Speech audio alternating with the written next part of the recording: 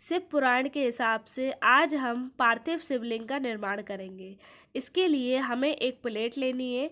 Plate आप बड़ी छोटी कोई भी साइज़ की ले सकते हैं। उसको हम इस तरीके से उल्टा रखेंगे। अब इसके ऊपर हम एक साफ धुली हुई बेलपत्र रखेंगे। बेलपत्र सीधी रखिएगा, उल्टी नहीं रखिएगा, और बेलपत्र की दिशा उत्तर की साइड होना चाहिए। मतलब बेलपत्र का जो डंठल है ना, उसका उसकी दिशा उत्तर की साइड होना चाहिए। अब हम वही मिट्टी लेंगे जिसका हम पार्थिव शिवलिंग का निर्माण करना है। उसमें हम पहले से गंगा जल और कुटी हुई थोड़ी सी काली मिर्च मिला देंगे, ऐसा शिव पुराण में लिखा हुआ है। अब जितनी मिट्टी हम यूज़ करेंगे उतनी मिट्टी में हम थोड़ा सा घी मिलाते जाएंगे।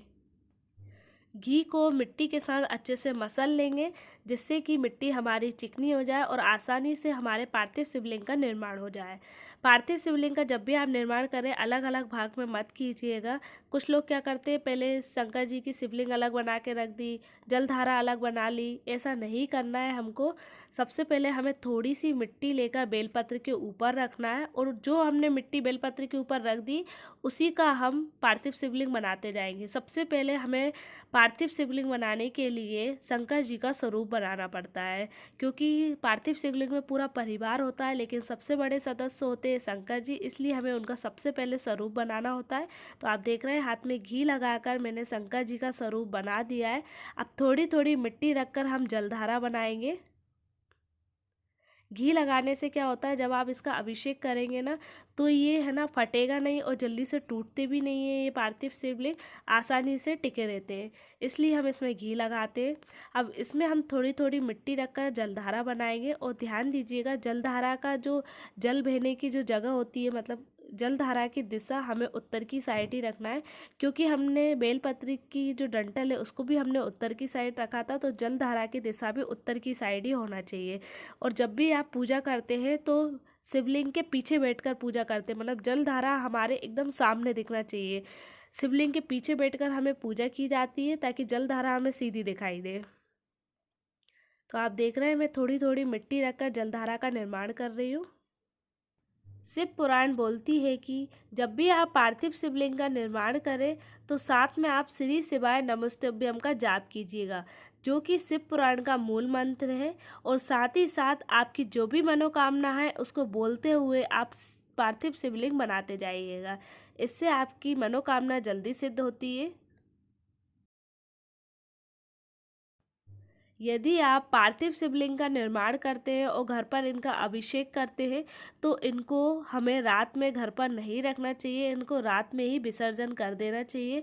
इनको रात में घर पर इसलिए नहीं रखते क्योंकि यदि ये खंडित हो जाते हैं तो हमें उसका पाप लगता है। हमें इनको घर पर ही रात को विसर्जन कर देना चाहिए। घर पर आप किसी भी बर्तन में पानी लेकर, पानी ताज़ा होना चाहिए, ताज़े पानी में किसी भी बर्तन में, स्टील के बर्तन में आप इनका विसर्जन कर सकते हैं। पार्थिव शिवलिंग के विसर्जन के बाद आप उस पानी को दूसरे दिन सुबह किसी भी पेड़ के नीचे, किसी भी क्यारी में आप उसको डाल सकते हैं। मतलब पानी को हम रात भर रख सकते हैं, लेकिन पार्थिव शिवलिंग को हम रात में नहीं रख सकते। विसर्जन करने के बाद उस पानी को हम रात भर रख सकते हैं। जलधारा हमारी बन गई है। हाथ में थोड़ा सा पानी और घी लगाते हुए हम इसकी थोड़ी सी फिनिशिंग कर देंगे। आपने देखा जहाँ जलधारा है उसके आगे की साइड बीच में मैंने हल्का सा उठाया उस भाग को। ये देखिए हल्का सा उठा हुआ भाग है। ऐसा क्यों किया है मैंने, वो मैं आपको बाद में बताऊंगी। अब हमने थोड़ी सी मिट्टी में फिर से घी मिलाया। अब हम नाग देवता बनाएंगे।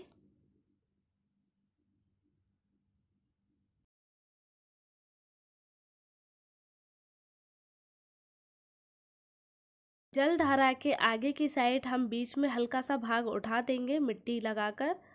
अब हम नाग देवता को बिठाएंगे। हल्का सा हाथ में पानी लगाते हुए आप नाग देवता को बिठाइएगा, क्योंकि जब हम इनको मोड़ते हैं ना तो ये बार बार टूटते हैं। इसलिए हाथ में थोड़ा सा पानी लगाते हुए ही नाग देवता को बनाइएगा।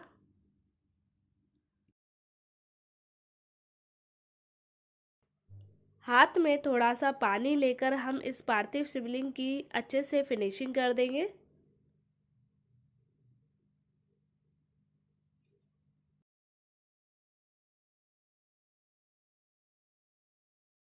जब हमारे पूरी तरीके से पार्थिव शिवलिंग बन जाएगी तब हाथ में थोड़ा सा घी लगाकर हम पूरे पार्थिव शिवलिंग पर लगा देंगे, जिससे कि जब हम अभिषेक करें तो ये जल्दी से टूटे ना। अब हम नाग देवता की आंखें बनाकर उनकी आंखें लगा देंगे।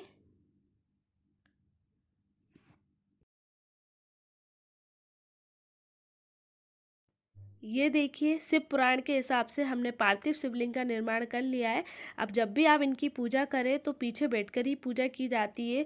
मतलब जलधारा हमें सीधी दिखना चाहिए, जलधारा के विपरीत दिशा में बैठकर ही पूजा की जाती है। अब मैं इनके पूरे परिवार से मिलाती है आपको। सबसे पहले हमने जो स्वरूप बनाया था वो शंकर जी होते हैं। जो बीच की पिंडी होती है वो शंकर जी होते हैं, और जो बीच में जो जलधारा होती है वो माँ पार्वती होती है। और हम जब पीछे बैठकर पूजा करते हैं तो दाया भाग आगे की साइड का गणेश जी का स्थान होता है और बाया भाग कार्तिकेय का होता है। और जो बीच में जो हमने हल्का सा उठा हुआ भाग बनाया है जलधारा के आगे की साइड, ये शंकर जी की सबसे छोटी पुत्री अशोक सुंदरी का स्थान होता है, जो काफ़ी लोग नहीं बनाते, लेकिन इसको जरूर बनाना चाहिए। और बीच में नाग देवता बैठे हुए हैं शिवलिंग के पीछे, शंकर जी के पीछे। और जो ऊपर से जो बूंदें गिरती है पानी की, वो होती है शंकर जी की 5 पुत्री। तो आपने देखा, शिव पुराण के हिसाब से हमने पार्थिव शिवलिंग का भी निर्माण कर दिया है और पूरे सदस्य को भी हमने इसमें विराजमान रखा है। बस श्री शिवाय नमस्तुभ्यम का जाप करते हुए और अपनी मनोकामना बोलते हुए पार्थिव शिवलिंग का निर्माण कीजिएगा। और इनका अभिषेक करने के बाद इनको हमें रात में ही विसर्जन कर देना चाहिए, रात में नहीं रखना चाहिए। और विसर्जन करने के बाद इनका पानी हम रात भर रख सकते हैं, विसर्जन का पानी, और सुबह हम किसी पेड़ पौधों के नीचे जाकर डाल सकते हैं। अब इनको सूखने के बाद हम चंदन से इनको थोड़ा सा सजा देंगे। तो कैसा लगा आपको शिव पुराण के हिसाब से पार्थिव शिवलिंग का निर्माण? यदि पसंद आता है तो एक स्माइल कीजिएगा और श्री शिवाय नमस्तुभ्यम का जाप कीजिएगा। श्री शिवाय नमस्तुभ्यम। अब हम मिलते हैं दूसरी वीडियो में।